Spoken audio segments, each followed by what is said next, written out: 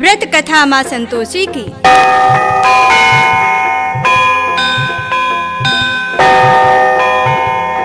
एक बुढ़िया थी और उसके 7 बेटे थे। 6 कमाने वाले थे, एक निकम्मा था। बुढ़िया माँ 6 को रसोई बनाती, भोजन कराती और पीछे जो कुछ भी बचे 7वें को देती। परंतु वो भोला सीधा था, कुछ मन में विचार ना करता। एक दिन वो अपनी बहू से बोला, देखा मेरी माता का मुझ पर कितना प्रेम है। वो बोली, क्यों नहीं, सबका जूठा बचा जो तुमको खिलाती है। वो बोला, भला ऐसा भी हो सकता है? मैं जब तक आँखों से न देखूं तब तक मान नहीं सकता। बहू ने कहा, देख लोगे तब मानोगे, मेरी बात पर तो आपको भरोसा ही नहीं है। कुछ दिन बाद त्योहार आया। घर में नाना प्रकार के भोजन और चूरमे के लड्डू बनाए। ये बात जांचने के लिए छोटा पुत्र सिर दुखने का बहाना कर पतला वस्त्र सिर तक ओढ़कर रसोई घर में सो रहा। कपड़े से सब देखता रहा। 6 भाई भोजन करने आए। देखा माँ ने उनके लिए सुंदर आसन बिछाया है, 7 प्रकार की रसोई है और आग्रह करके उन्हें जिमाती है। वो सब देखता रहा। 6 भाई भोजन कर उठे। अब बुढ़िया माँ उनकी जूठी थाली में से जूठे लड्डुओं के टुकड़े उठाए और मिला करके एक लड्डू बनाया। जूठन साफ कर बुढ़िया माँ ने पुकारा, उठ बेटा, 6 भाई भोजन कर गए, अब तू ही बाकी है, उठना, कब खाएगा? वो कहने लगा, माँ मुझे भोजन नहीं करना, मैं परदेश जा रहा हूँ। माता ने कहा, कल जाना हो तो आज ही जा। वो बोला, हाँ हाँ माँ, आज ही जा रहा हूँ। ये कहकर घर से निकल गया। चलते समय बहू की याद आई। वो गौशाला में कंडे थाप रही थी। वहाँ जाकर बोला, हम जावे परदेश को, आवेंगे कुछ काल, तुम रहियो संतोष से, धर्म अपनों पाल। वो बोली, जाओ पिया आनंद से, हमरो सोच हटाए, राम भरोसे हम रहें, ईश्वर तुम्हें सहाय। देहु निशानी आपुनी, देख धरूं मैं धीर, सुधमत हमरी बिसराइयो, रखियो मन गंभीर। वो बोला, मेरे पास और तो कुछ नहीं है, ये अंगूठी है, सो ले और अपनी कुछ निशानी मुझे दे। वो बोली, मेरे पास क्या है, ये गोबर भरा हाथ है। ये कहकर उसकी पीठ में गोबर की थाप मार दी। वो चल दिया। चलते चलते दूर देश में पहुंचा। वहाँ एक साहूकार की दुकान थी। वहाँ जाकर कहने लगा, भैया मुझे नौकरी पर रख लो, व्यापारी को जरूरत थी। वो बोला, रह जा। लड़के ने पूछा, तनख्वाह क्या दोगे? साहूकार ने कहा, काम देखकर दाम मिलेगा। साहूकार की नौकरी मिली। वो सवेरे 7 बजे से रात 11 बजे तक नौकरी बजाने लगा। थोड़े दिन में दुकान का लेन देन, हिसाब किताब, ग्राहकों को माल बेचना आदि सारा काम करने लगा। बाद में सेठ ने उसे आधे मुनाफे का हिस्सेदार बना लिया। 12 वर्ष में वो नामी सेठ बन गया। इधर सास ससुर उसकी बहू को दुख देने लगे। सारी गृहस्थी का काम कराते थे। उसे लकड़ी लेने जंगल भेजते थे। इसी बीच भूसी की रोटी बनाकर उसे रख दी जाती और फूटे नारियल की नरेली में पानी। इस प्रकार वो दिन गुजारा करती। एक दिन वो लकड़ी लेने जा रही थी कि रास्ते में स्त्रियां संतोषी माता का व्रत कर रही। वो कथा सुन पूछने लगी, बहनों, ये तुम किस देवता का व्रत करती हो और इसके करने से क्या फल होता है? इस व्रत का विधान मुझे से समझा कर कहोगी तो मैं बड़ा उपकार मानूंगी। तब एक स्त्री बोली, सुनो, ये संतोषी माता का व्रत है। इसके करने से निर्धनता और दारिद्रता का नाश होता है, लक्ष्मी घर में आती है, मन की चिंताओं का भार दूर होता है, घर में सुख आने से मन में प्रसन्नता और शांति मिलती है। पुत्री को पुत्र मिले, स्वामी बाहर गया हो तो शीघ्र घर आवे, कुंवारी कन्या को मन पसंद वर मिले, राजद्वार में बहुत समय से मुकदमा चलता हो तो वो निपट जावे, कलेश की निवृत्ति हो, सुख शांति आवे, घर में धन जमा हो, पैसा जायदाद का लाभ हो, रोग दूर हो जावे तथा और भी जो कुछ मन में कामनाएं हो वो सब इन संतोषी माता की कृपा से पूरी हो जावे, इसमें संदेह नहीं है। वो पूछने लगी, ये व्रत कैसे किया जाए ये भी बताओ तो बड़ी कृपा होगी। स्त्री कहने लगी, 1.25 आने का गुड़ चना लेना, इच्छा हो तो 5.25 आने का लेना या 1.25 रुपए का सहूलियत के अनुसार लेना, बिना परेशानी श्रद्धा और प्रेम से जितना भी बन सके सवाया लेना, 1.25 पैसे से 5.25 आना तक लेना, इससे भी ज्यादा शक्ति और भक्ति के अनुसार लेना। प्रत्येक शुक्रवार को निराहार रहकर कथा सुनना, इस बीच में क्रम टूटे नहीं, लगातार नियम का पालन करना। सुनने वाला कोई ना मिले तो घी का दीपक जला उसको आगे रख या जल पत्र को सामने रख कथा कहना, परंतु नियम ना टूटे जब तक कार्य सिद्ध ना हो जाए नियम का पालन करना और कार्य सिद्ध हो जाने पर व्रत का उद्यापन करना। 3 माह में माता फल पूरा करती है। इसमें यदि किसी के ग्रह खोटे हों तो भी माता 3 वर्ष में अवश्य कार्य की सिद्धि करती है। फल सिद्ध हो जाने पर उद्यापन करना चाहिए, बीच में नहीं। उद्यापन में 2.5 सेर आटे का खाजा, मोयनदार पूड़ी, इसी प्रमाण से खीर तथा चने का शाक बनाना, 8 लड़कों को इसमें भोजन कराना। जहाँ तक मिले देवर, जेठ, भाई, बंधु, कुटुंब के लड़के लेना, ना मिले तो रिश्तेदार या पड़ोसियों के लड़के बुलाना, उन्हें भोजन करा यथाशक्ति दक्षिणा दे माता का नियम पूरा करना। उस दिन घर में खटाई ना खावे। ये सुन बुढ़िया के लड़के की बहू चल दी, रास्ते में लकड़ी के बोझ को बेच दिया, उन पैसों से गुड़ और चना ले माता के व्रत की तैयारी की।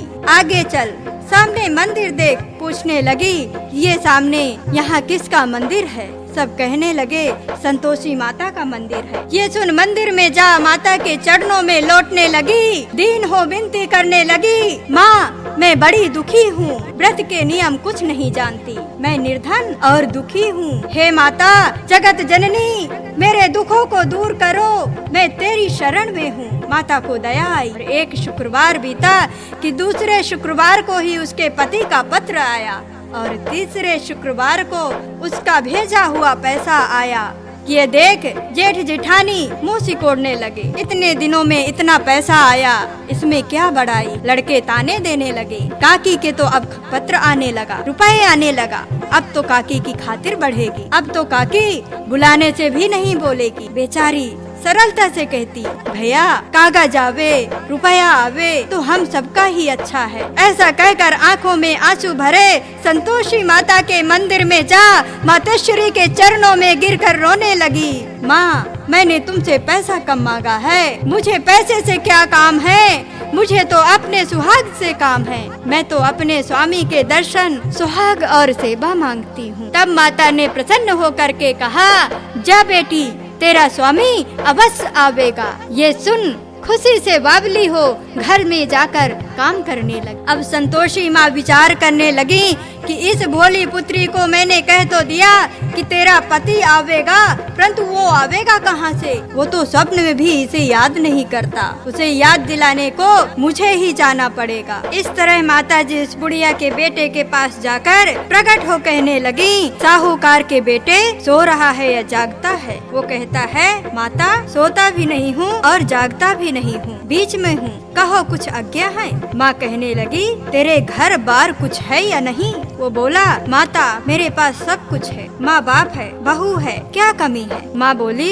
भोले पुत्र तेरी घरवाली घोर कष्ट उठा रही है, तेरे माँ बाप उसे बहुत त्रास दे रहे हैं, वो तेरे लिए तरस रही है, तू उसकी सुध ले। वो बोला, हाँ माता जी ये तो मुझे मालूम है, परंतु जाऊँ कैसे? परदेश की बात है, लेन देन का कोई हिसाब नहीं, कोई जाने का रास्ता नजर नहीं आता, कैसे चला जाऊँ? माँ कहने लगी, मेरी बात मान, सवेरे नहा धोकर संतोषी माता का नाम ले, घी का दीपक जला, दंडवत कर दुकान पर बैठ, देखते देखते तेरा लेन देन चुक जाएगा, जमा का माल बिक जाएगा, सांझ होते धन का भारी ढेर लग जाएगा। अब तो वो सवेरे बहुत जल्द उठ कर भाई बंधुओं से सपने की सारी बात कहता है। वे सब उसकी बात अनसुनी कर दिल लगी उड़ाने लगे, कहीं सपने भी सच्चे होते हैं क्या? एक बूढ़ा बोला, देख भाई मेरी बात मान, इस तरह सच झूठ कहने के बदले देवता ने जैसे कहा है वैसा ही कर, वैसा ही करने में तेरा क्या जाता है। अब बूढ़े की बात मानकर वो नहा धोकर संतोषी माता को दंडवत कर घी का दीपक जलाकर दुकान पर बैठ जाता है। थोड़ी देर में क्या देखता है, देने वाले रुपए लाने लगे, लेने वाले हिसाब लेने लगे, कोठी में भरे सामानों के खरीदार नगद दाम दे सौदा करने लगे। शाम तक धन का ढेर लग गया। मन में माता का चमत्कार देख प्रसन्न हो घर ले जाने वास्ते गहना कपड़ा सामान खरीदने लगा। यहाँ के काम से निपट तुरंत घर को रवाना हुआ। वहाँ बेचारी बहू जंगल में लकड़ी लेने जाती, लौटते वक्त माताजी के मंदिर पर विश्राम लेती।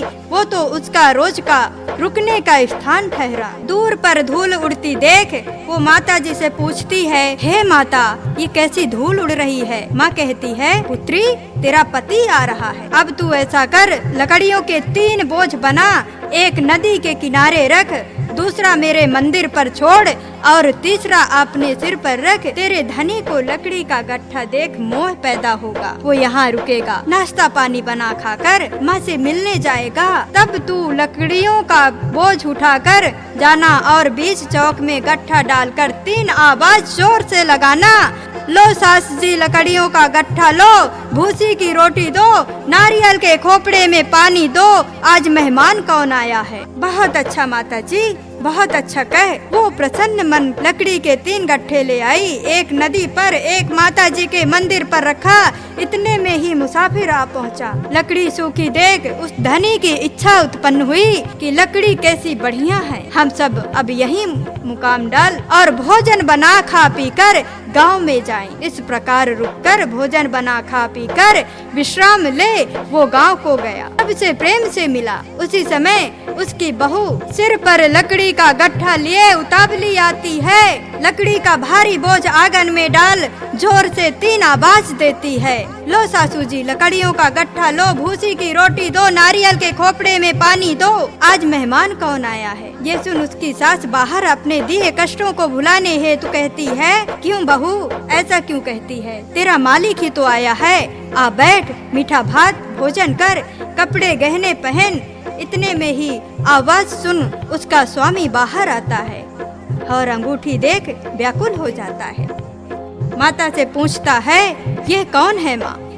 माँ कहती है, बेटा ये तो तेरी बहू है, आज 12 वर्ष बीत गए, तू जब से गया तब से सारे गांव में जानवर की तरह भटकती फिरती है, घर का काम काज कुछ नहीं करती, 4 समय आकर खा जाती है, अब तुझे देखकर भूसी की रोटी और नारियल के खोपड़े में पानी मांगती है। वो लज्जित हो बोला, ठीक है माँ, मैंने इसे भी देखा और तुम्हें भी देखा, अब दूसरे घर की ताली दो, मैं उसमें जाकर रहूंगा।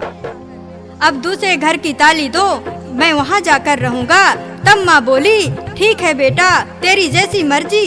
ये कहकर तालियों का गुच्छा पटक दिया। वो उसे लेकर दूसरे मकान में जा तीसरे मंजिल का कमरा खोल सारा सामान जमाया। एक ही दिन में वहाँ के राजा के महल जैसा ठाठ बाट बन गया। अब क्या, वो सुख भोगने लगी।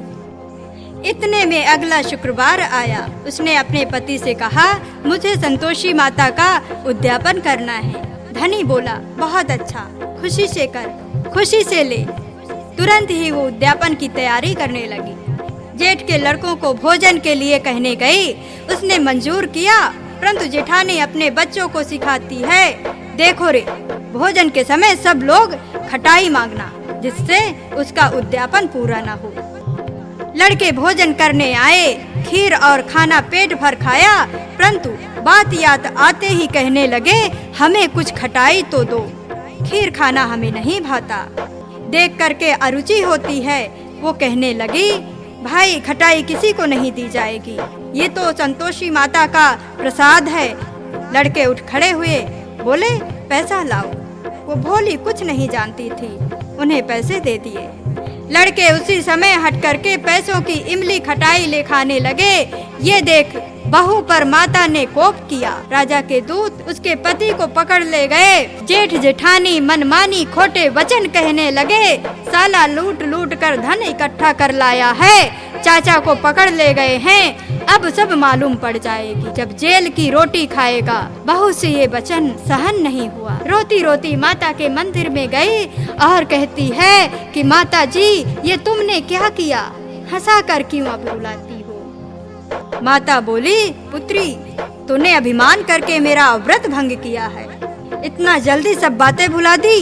वो कहने लगी, माता, भूली तो नहीं, ना कुछ अपराध ही किया है, मुझे तो लड़कों ने भूल में डाल दिया है, मैंने तो भूल से ही उन्हें पैसे दे दिए, क्षमा करो माँ। माँ बोली, ऐसी भी भूल होती है क्या?